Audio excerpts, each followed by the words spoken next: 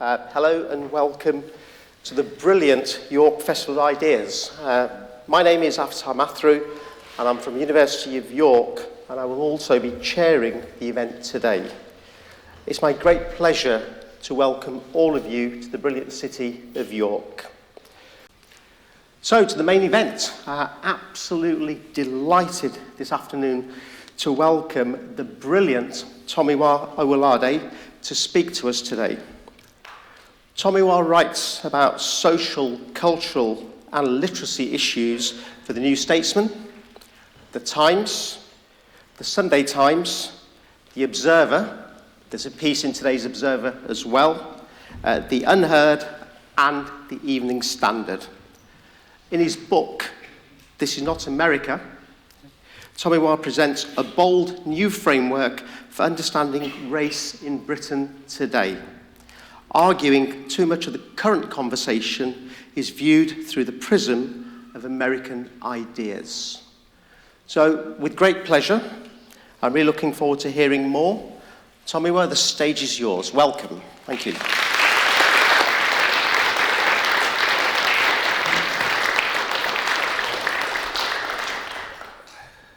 Thank you very much, Aftar, for that very lovely introduction.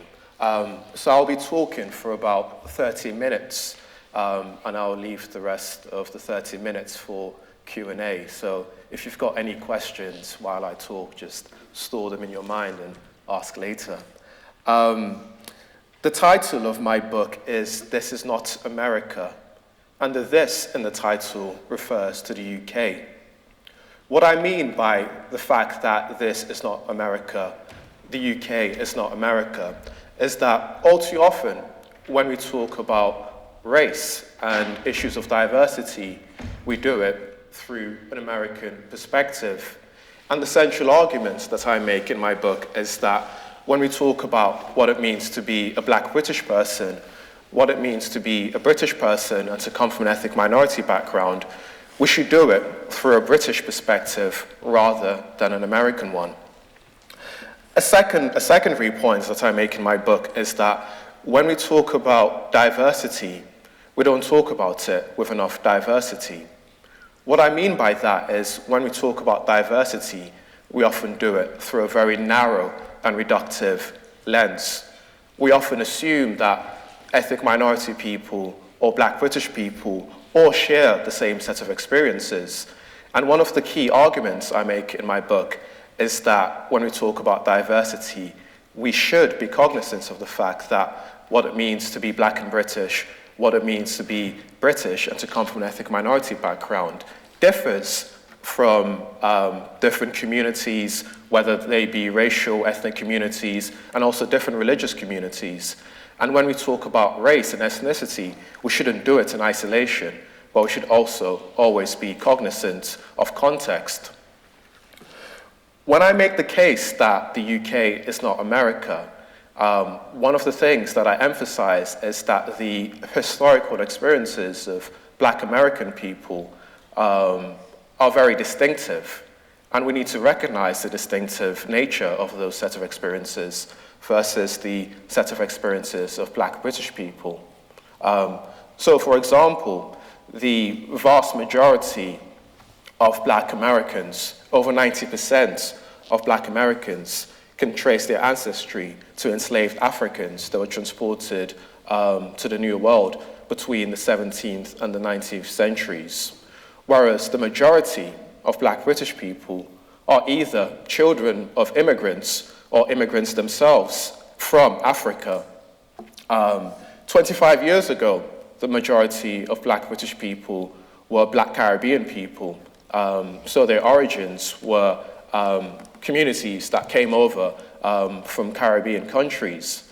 But over the past 25 years, there's been a massive influx of immigration, which has completely transformed the demographic makeup of the Black British population.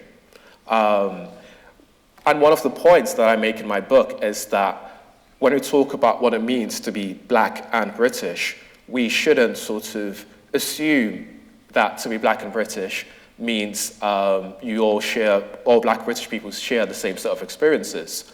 One of the key differences I emphasize in the book is that the experiences of Black Caribbean people, for example, when it comes to education, is very different to the experiences of Black African communities in the UK. So to give a concrete example, Black Caribbean pupils in secondary schools are more than 3 times more likely to be excluded from schools as Black African pupils. When it comes to GCSE and A-level attainment, Black Caribbean pupils are doing considerably worse than Black African pupils. And I think one of the reasons why I try to make these distinctions between various Black British communities is that I think if we genuinely care about addressing many of the inequalities in our society, we need to be more specific in our focus rather than making generalizations based on race.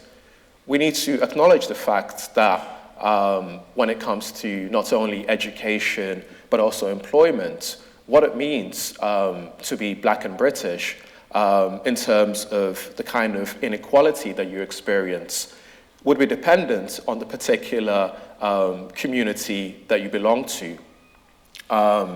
And I think this isn't true, of course, not simply of Black British people, but it's also true of ethnic minority people in general. So the experiences of ethnic minority people when it comes to education are not all the same. For example, the 2 ethnic minority groups that do best in terms of GCSE and A-level attainment are pupils of British Indian background and British Chinese background. In fact, they even do better than white British children. And I think if we sort of want to address inequalities in our school, simply looking at it through a racial perspective without taking into account the fact that various ethnic minority groups are doing better or worse than other ethnic minority groups means that we can't actually address the issue of educational inequality effectively. Because if we just focus simply on race without taking into account various other factors, we would not be able to efficiently allocate the resources to address the inequalities. The groups that tend to do least well when it comes to GCSE and A-level attainment, and when it comes to being excluded from schools, are Black Caribbean pupils, pupils that come from a Roma, Gypsy, traveller community background, and also white working class boys as well. And I think when we talk about inequality, when we talk about diversity, equity, and inclusion, I think class isn't incorporated enough into these discussions. And I think any account of inequality that doesn't take into account class, especially in a British context, is completely useless in my opinion. And the issue of class in education was something that became truly relevant to me from my own particular experience of the British education system. So I was born in Nigeria, and I moved to the UK when I was 9. So all of my secondary school education was in the UK. And I went to a comprehensive secondary school in southeast London. And in my secondary school, there was a lot of ethnic and racial diversity, but there was also a lot of diversity in terms of class background, in terms of socioeconomic background. And what was striking whenever I look back on my education system, what I noticed is that the white working class kids in my school were friends or friendly with ethnic minority kids of whatever socioeconomic background. And the white middle class kids in my school were also friends or friendly with ethnic minority kids of whatever background.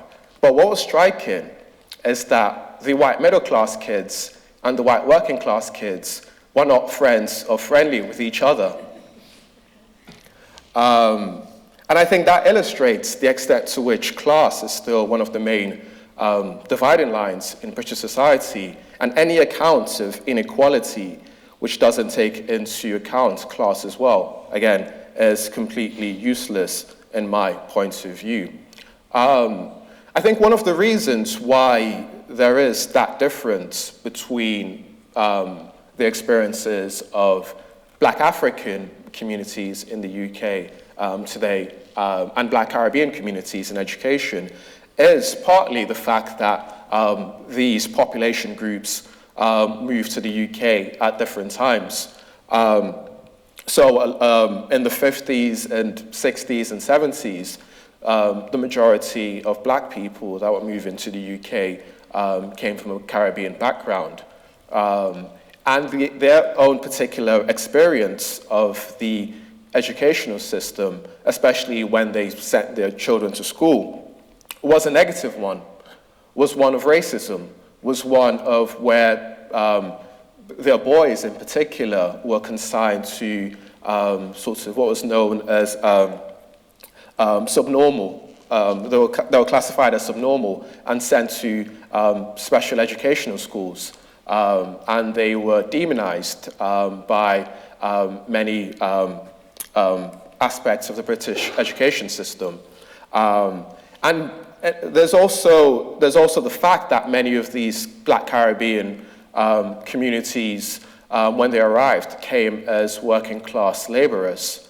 But when you compare that to Black African communities, they mostly arrived from the 90s and the noughties, and they came already university educated, and they came specifically to give their children a better education. And they came to a UK that was far less racist than the 60s and 70s and 50s. They came to a UK educational system that was far less racist.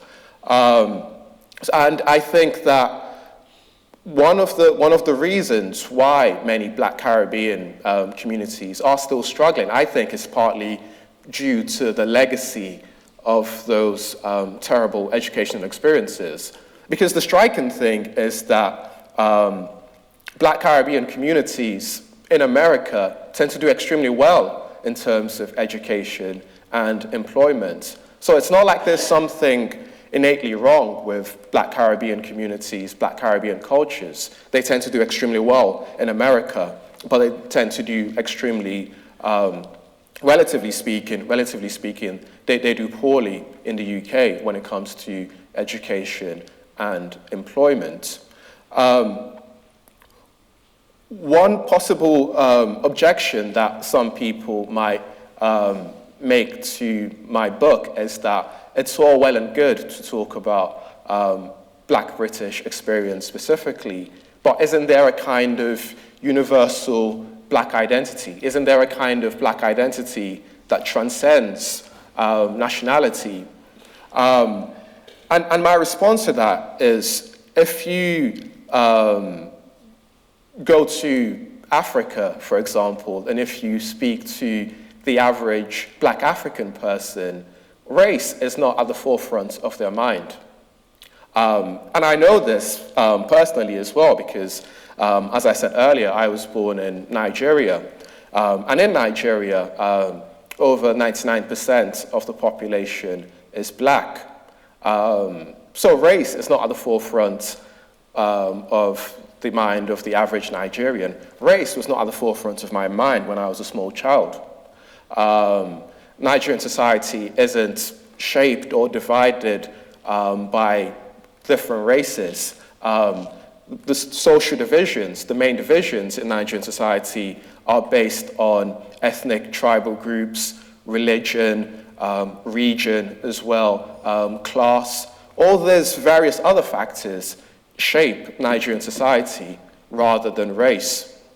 And I think this is relevant because personally to me, because I've got a vivid example to illustrate this. So I have an older brother that lives in America, and this brother in question was getting married to an African-American woman a couple of years ago. And this African-American woman, my now sister-in-law, invited many of her family members and friends to the wedding. And for many of these Black American people, it was their first time in Africa. And I think for many of them, these Black Americans, they expected a kind of homecoming, a kind of return of the prodigal son or the prodigal daughter. But what was most striking from the perspective of the native Nigerians was not the fact that these Black American people were Black. What was most striking from the point of view of the Nigerians was the fact that these Black American people were Americans. That was what most stood out to them, the fact that they were Americans, rather than the fact that they are Black. Because if you grew up in Nigeria, like sort of seeing other Black people doesn't really sort of change the way you look at them. You need to, like, if you grew up in Nigeria, what would stand out is not your race, it's where you come from in particular. And I think, to give another example to kind of illustrate something similar, I'm a big fan of the TV show The Sopranos. And in the first season of The Sopranos, for those of you that don't know, The Sopranos is a show about Italian-American mobsters in New Jersey. In the first season of The Sopranos, many of these Italian-American mobsters go to Italy for the first time. And there's one character in particular called Paulie Walnuts. And he and many of them expect a kind of return of the prodigal son, a kind of homecoming, a kind of return to the motherland. But there's one minor problem, which is that these characters can't speak Italian. And so from the point of view of the native Italians, these characters are not Italians, they are Americans. That's the thing that's most striking from the point of view of the native Italians. And despite the title of my book, I wouldn't consider myself to be anti-American in any sense. And I need to say that, I always need to emphasize that because my sister-in-law is American and I don't want to get into trouble with family members. I wouldn't, but in all seriousness, I wouldn't consider myself anti-American in any sort of sense at all. I'm a big fan of many American films. I like many American music. I love many American writers. In fact, many of the writers that have most influenced my thinking on racial matters are themselves Black American writers. And one example would be James Baldwin, the Black American novelist and essayist. And what was striking about James Baldwin is that Baldwin only ever realized that he was an American when he was living in France in the 1940s and 50s. And the reason why he realized it was an American was that Baldwin actually felt a greater affinity when he was living in France to white Americans than to Black people from the Francophone Caribbean or Francophone Africa. And one of the things that Baldwin always emphasized in his nonfiction writing in particular, his essays, is that he was irreducibly American. And you shouldn't sort of just look at him as a Black writer, but you need to also acknowledge the specifically American set of experience, the specifically American dimension to his identity. And I think that's so important. I think this is something that another important Black American writer, Ralph Ellison, author of the novel Invisible Man, always emphasized, which is that you can't understand what it means to be a Black American if you only look at it from the Black point of view without taking into account the American aspect as well. And this is something that I have applied simply to a British context. So I would argue that you can't understand what it means to be Black and British if you simply look at it through the Black lens rather than taking into account the British set of experiences as well. And I think another interesting aspect of Baldwin is that Baldwin was part of a wave of other Black American people, or more generally, Black people around the world going to France because they saw France as a beacon of equality, a place where, in contrast to America, Black people can walk around the street without being sort of demonized and denounced, a place where interracial relationships were not stigmatized. But it's striking. At the time, in the 50s, when Baldwin and other Black American writers and thinkers were enjoying the fruits of France's supposed egalitarian principles, France was waging a war against Algeria. And I think I mentioned that to sort of emphasize that when it comes to trying to understand issues of race and race inequality, context is so important. So from the point of view of a Black American, France was a kind of utopia. France was a kind of idyllic paradise. But from the point of view of somebody from Algeria, somebody from North Africa, France was a nightmare. France was a place where you would be marginalized and discriminated and oppressed. That's why context is so important. And again, when I talk about diversity as well, I think all too often when we talk about diversity, we only talk about it in terms of race and ethnicity.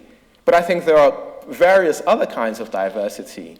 In particular, in the UK, for example, I think one of the most striking manifestations of diversity is regional diversity. The fact that each area of the UK is distinctive. The fact that, for now, the UK itself is made up of 4 countries or provinces. The fact that there are various accents and sort of dialects that constitute the patchwork of the UK. And I think if I were to sort of identify myself principally, I would identify as a Londoner. That would be my sort of primary, so to speak, identity. That is the kind of affinity I feel sort of most intuitively. So I would say, for example, that I would feel a greater sense of affinity to a white Londoner than I would feel to a Black person from, I don't know, Senegal or Ivory Coast or any African country. I would feel a greater sense of affinity to a white Londoner or to a Londoner of whatever ethnic or racial background than I would feel to a Black person from the other side of the world. And one of the arguments that I make is that Black British people have a greater sense of affinity to white British people than they do to black people across the rest of the world. And it's only by acknowledging these contexts, only by acknowledging the fact that you can't really understand a person, you can't really understand a group of people unless you situate them within a particular context. Only by acknowledging that we can build a more effective form of anti-racism, an anti-racism in which we can efficiently allocate resources, because we know that we can't talk about racism in isolation, racism as an abstraction, without taking into account the various other contexts, such as class, culture, family background, geography, and the various way these other contexts shape racial inequalities. I also think that one of the problems with many contemporary discussions about race and racism is there is a kind of stigma attached to sometimes white people talking about these issues. So whenever I talk to many white people about race, it's almost like they're walking on eggshells, almost as though that they are that they can't say anything right, so they just sort of stay quiet, stay silent, and just listen in a very reverential way. But I think this is completely counterproductive. And one of the reasons why I wrote the book in the first place is that I felt that, especially in light of the murder of George Floyd in America, and the idea for the book came from those discussions in 2020, I found the tenor of the debate condescending and very patronizing. I found the nature of the debate patronizing and also counterproductive, because it felt almost like it was white people on one side with all the power and the resources benevolently sort of trying to protect black people. And I've always found that kind of discussion cringeworthy. And I think any future effective kind of anti-racism needs to be grounded on a degree of reciprocity, on a degree of shared respect. And I think that this needs to go both ways. I think that there needs to be, I think we need to get rid of the stigma sort of attached to white people even getting involved in these discussions.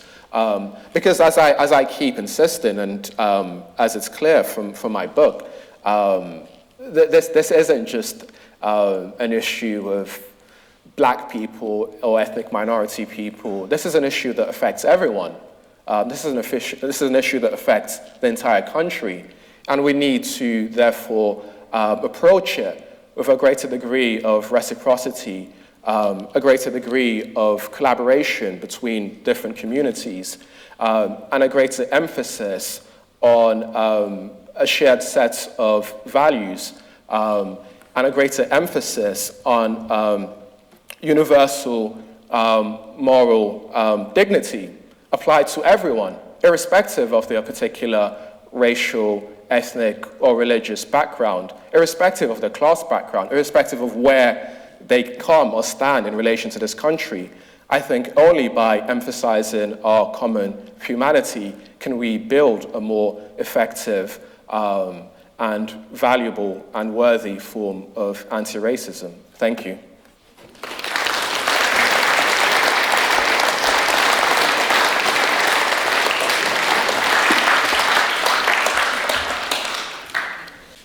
So, Tomiwa, thank you.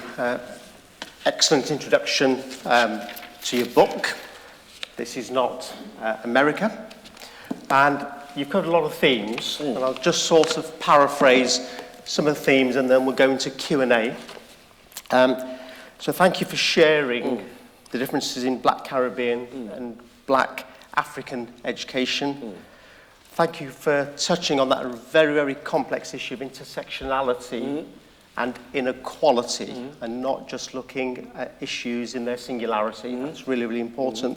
Thank you for introducing geographical diversity as well. Lived experiences always matter, and we should never lose sight of those. Thank you for that. So, in terms of, obviously, you've said a lot about Baldwin. Baldwin, I assume, is one of your heroes. Yeah. I think it's fair to say that you are now our hero. So you are our sort of black British writer. So in future we can refer to you rather than the black American writers. So we're going to open for questions. Hopefully I can spot you. We've got two glaring lights beaming at us. So if I don't manage to catch your attention, there's one, two there. Three. There's a gentleman Three, there. four. So we've got roving mics. So we'll start with the lady there in the fourth row, hand up at the moment. And then what we might also do is just go into collective questions, see if there's a theme that begins to emerge. Please, over to you. Hi, thank you for that, brilliant. Two things. One, I've just been in Baltimore, so this is really timely for me.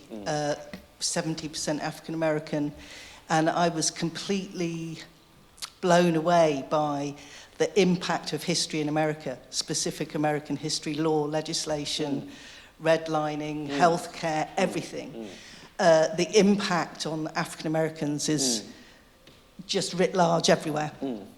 And that everyone should go to Baltimore if they want a bit of a really deep-rooted understanding. Or if you enjoy the show The Wire. Sorry? If you like the TV show The Wire.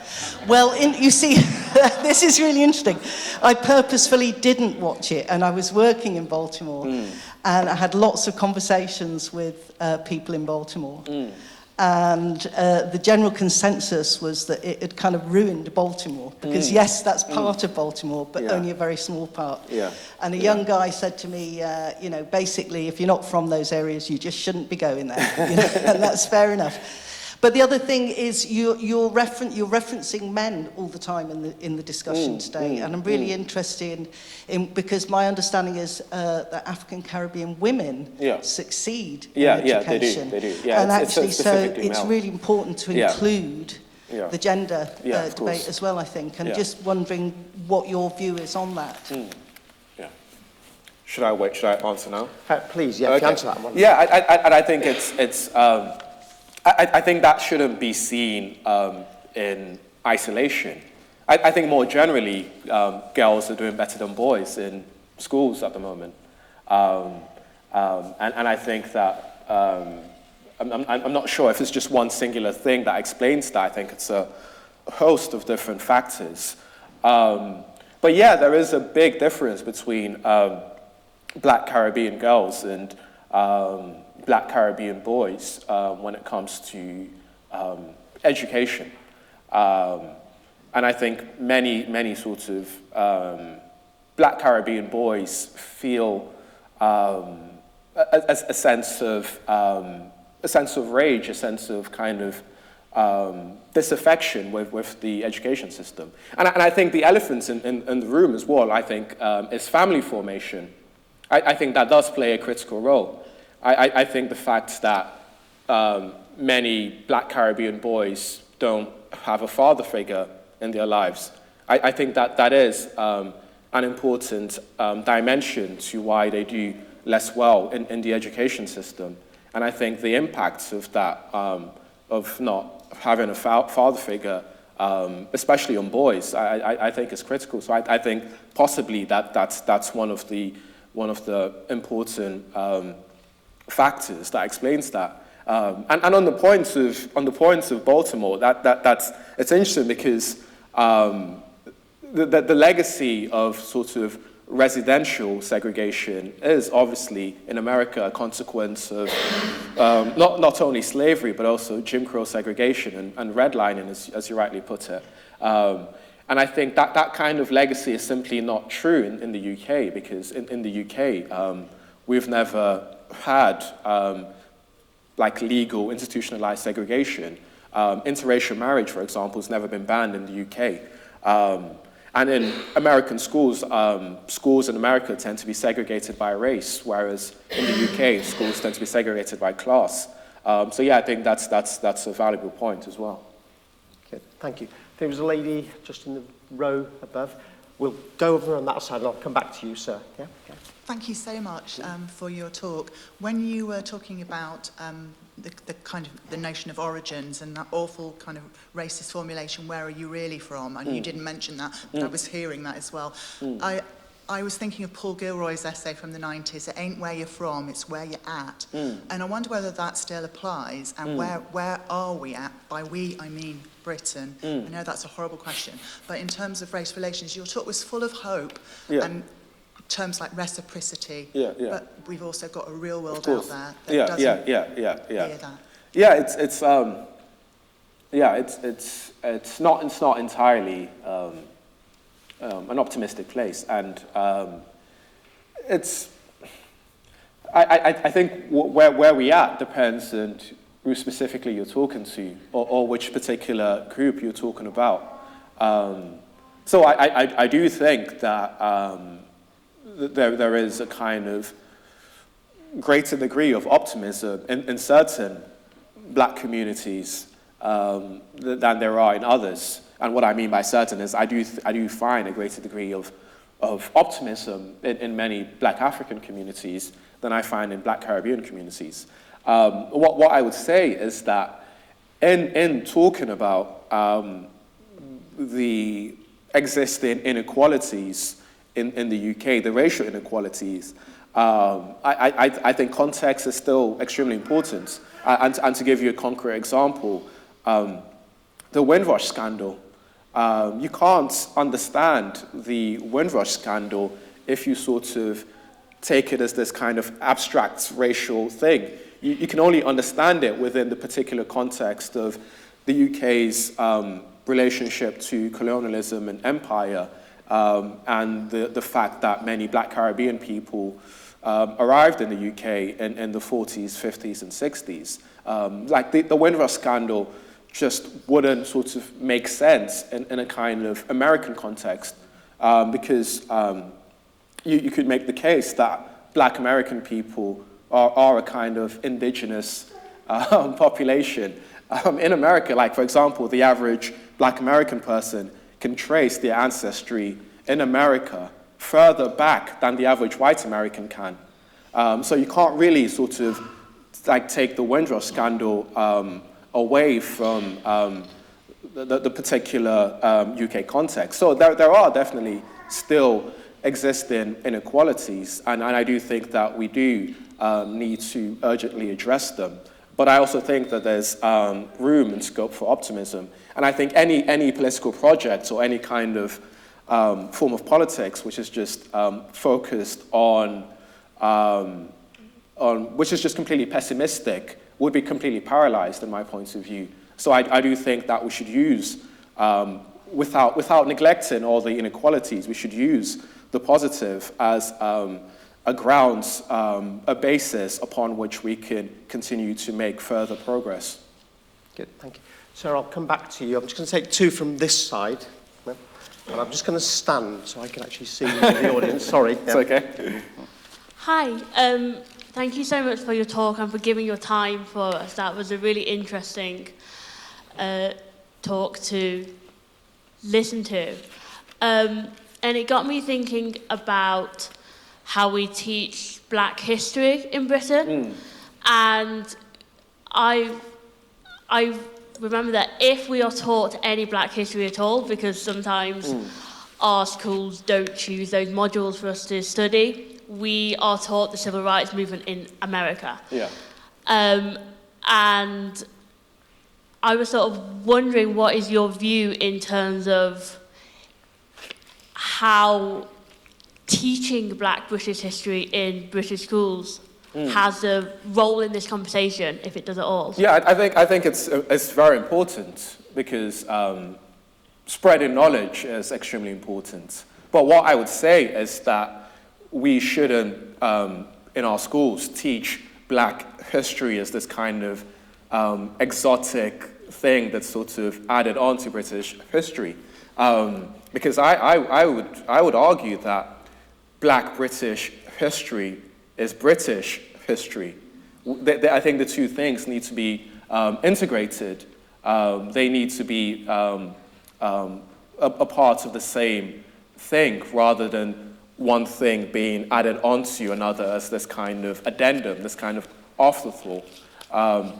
So I do think that's why I'm also slightly skeptical of things like Black History Month, because I think every month should be Black History Month. Every month should be inclusive of not only Black people, but also people from various other ethnic minority backgrounds, people from various other class backgrounds, people from various other cities and towns in the UK, rather than just London.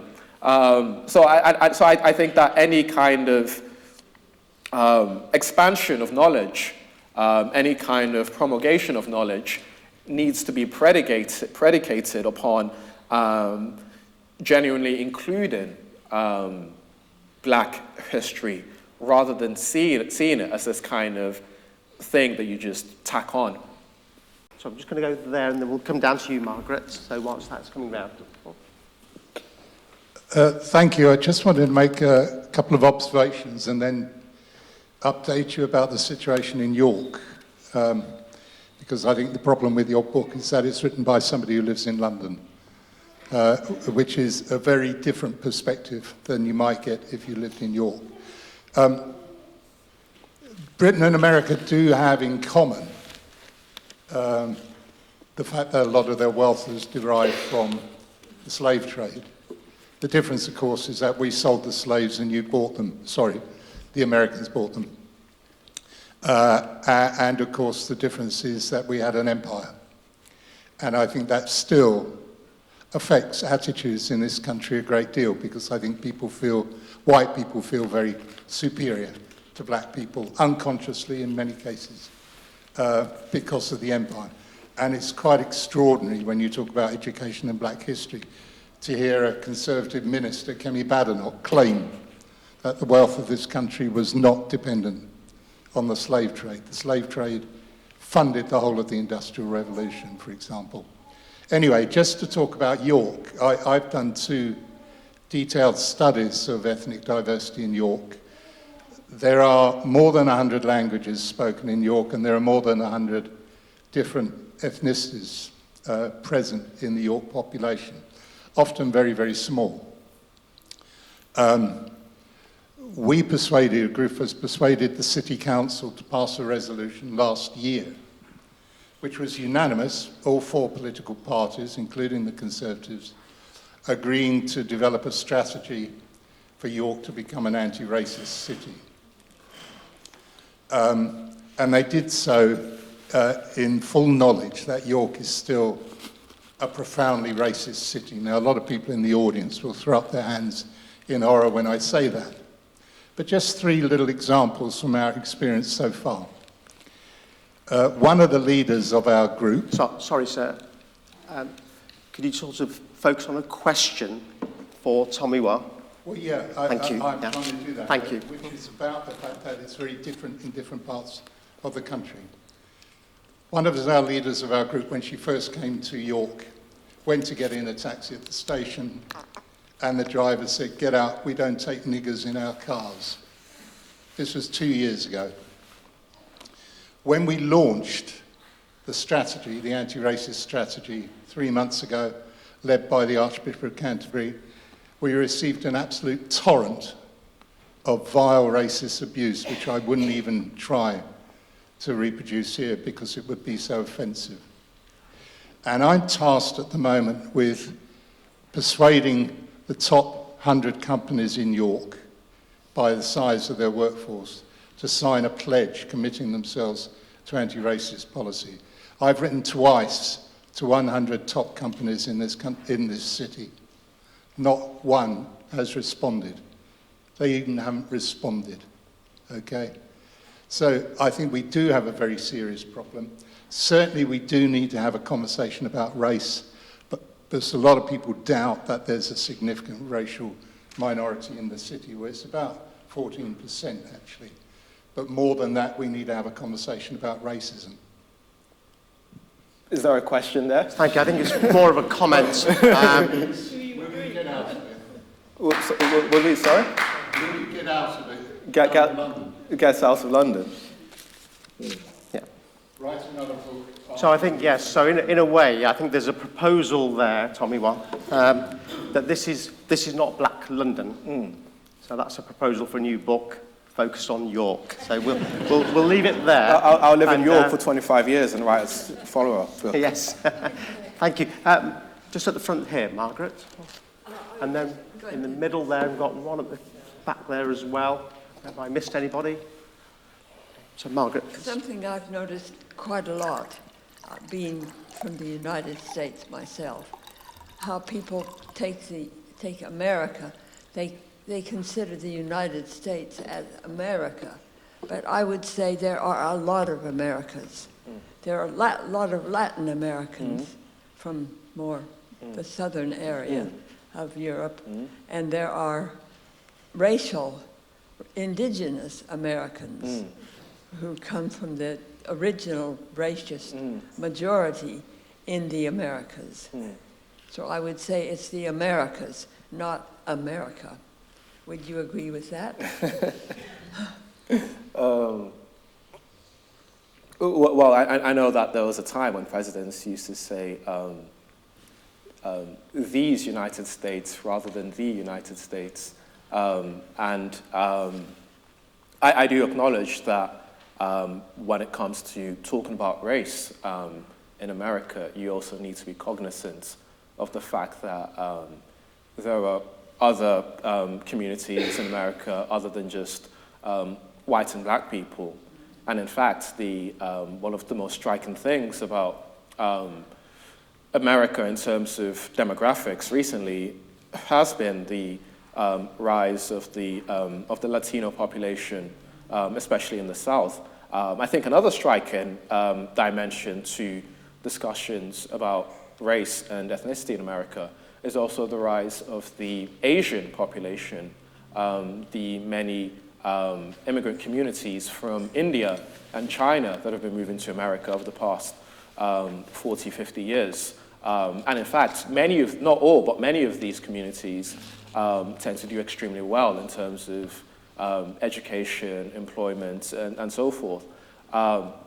One other interesting dimension is that even within the Black American population, there is increase in diversity, not only diversity in terms of many Black Caribbean people moving to America, but also many Black African people as well moving to America over the past 40 years. So yeah, I do take into account that when we talk about race and diversity in America, we need to be more sophisticated in our analysis of it. Sorry, thank you for the talk. I haven't read your book yet, but I look forward to reading it. I was interested to know whether religious identity features in your analysis. So, religious, sorry? Religious identity yes, features in your book. Yeah, I'm glad you asked me that question because, yeah, religion does play a big part in the book. And I think it needs to. So any analysis of ethnic minority people in the UK needs to take into account religion because ethnic minority people in the UK tend to be very religious. In fact, one of the things that I sort of put in my book, and one of the things that I often tell many people, is that the most religious city in the UK is London. And the reason why London is the most religious city in the UK is because London is one of the most ethnically diverse cities in the UK. So that relationship between religiosity and people from ethnic racial minority backgrounds is absolutely crucial in any analysis because for many Black African and also Black Caribbean people, their religious identity is amongst the most important thing about them. It is the fact that they are Christian that is most crucial to them.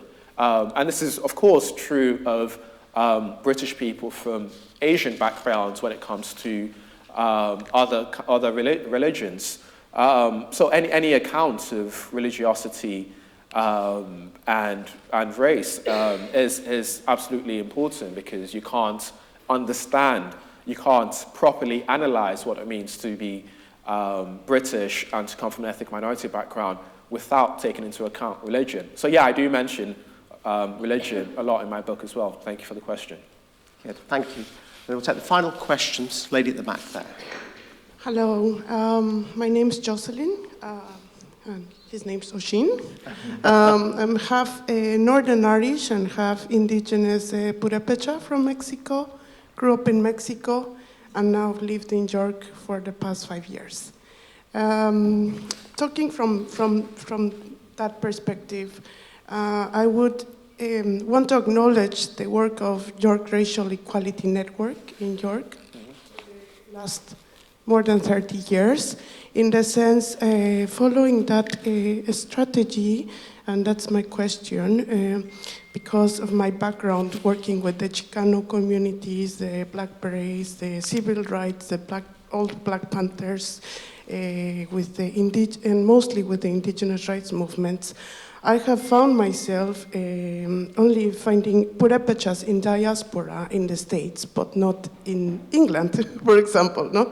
And in that case, community is the most important. And I just want to say how touched I am by your proposal of reciprocity and collaboration, because sometimes in my experience on anti-racist movements, that anger and that internal oppression, conditioning, as you mentioned, I really appreciate you mentioned all of this, because that's part of me being very away of the movements now, especially now that I'm raising my child. We keep our traditional, he learns the language and the Kashumbekwa, but at the same time we participate in the Church of England and the Christian Church at the same time. That doesn't take away one or the other culture. And the most important, as you say, it all depends where you are and how you build community with that place, with the land where you are, and with the community where you are. And so I just want to say I am here, I am happy, and I have questions how we can create this patchwork of reciprocity and collaboration that you're talking about, because I'm really excited about all these, what you are bringing into the table. Thank you for that lovely question. What I would say is that what is most important isn't, for me, what's most important isn't a shared racial background. What's most important is shared values. And I think that's the most important thing. Somebody that shares exactly the same racial, national, ethnic, religious background as me can be completely different in terms of the values that we espouse, the principles that we stand by, the things that we pay attention to. And I think any kind of effective form of anti-racism needs to be underpinned by a shared set of moral values rather than any kind of characteristics in terms of identity. Good, thank you. One small question, we'll make this the final one. Lady at the front. I'm just trying to link the comments that have been made. Oh, sorry. Trying to link the comments that have been made. And this gentleman was saying about how different it is in New York from London. And your emphasis, which I found interesting, on class. And do you think that this is a sort of gradual process that is perhaps working its way north as education, perhaps, and opportunity mean that that black people, particularly black boys, I would think, can actually rise up to a different class? See what I mean? I do think class and geography and the way those two things intersect are crucial in trying to understand inequalities in the UK. So like if you look at GCSE and A-level attainment in London and in the southeast more generally versus other parts of the country, there are stark disparities in that. So again, any effective and useful form of anti-racism, of trying to make sense of the inequalities and also trying to address them, needs to take into account the fact that if you go to a state school in London, you do have an advantage over going to a state school in other parts of the country. And so, yeah, I do think that the London or the Southeast more generally dimension is crucial in making sense of inequality. Good, thank you. I really apologise. I have to close the questions. You've stimulated so much discussion. So in terms of the discussion that we've had, we've touched on gender. Okay? We've touched on family structure. Brilliant piece on where are we actually at today? That was a fantastic question. We've touched on Windrush, thank you. Black history, decolonisation of our educational systems. We've touched on America and Americas. That's really, really, again, a fascinating piece. We've touched on the issues within York. You know, I always say that York is an absolutely brilliant place, but not for everyone. And that's what we need to aspire to. We need to make York a great place for all. We've got the youngest member in the audience there. You know, absolutely. What does the future look like for that young person? And York is a great city. I mean, there's a huge amount of work for people that don't know that takes place in York. So York Racial Equality Network, YRN, has been mentioned. It's been going for 30 plus years. Religion has been mentioned and quizzed. So I'm chair of York Interfaith Group that's been going for 34 years. And the theme behind that is mutual understanding, respect, dialogue, conversation, which is really, really important. York is a city of sanctuary. Okay? We have a human rights network. Both universities and the city do so much. We have Inclusive Rights UK and the anti-racist strategy that was put through the City Council. So just to help the lady and just to support the lady at the back who asked the question, York is absolutely moving in the right direction. We just need to accelerate that pace of movement, and then we'll be able to gauge where we're at today and where we want to be in the future a lot better. And the final question, just around class again. So absolutely, intersectionality, socioeconomic class is all interlinked. So, Tomiwa, absolutely, thank you so much. I'm sure there'll be lots more questions. Books are on sale, just here. Tomiwa will be signing those books in person, so please do carry on the conversation for a while. So the books are by our independent bookseller, Fox Lane Books. And so as I close, absolutely thank you for attending this session. Please do enjoy the rest of the sessions today, but also throughout the Festival of Ideas. On that note, please enjoy the rest of the afternoon, and please join me in thanking Tomiwa.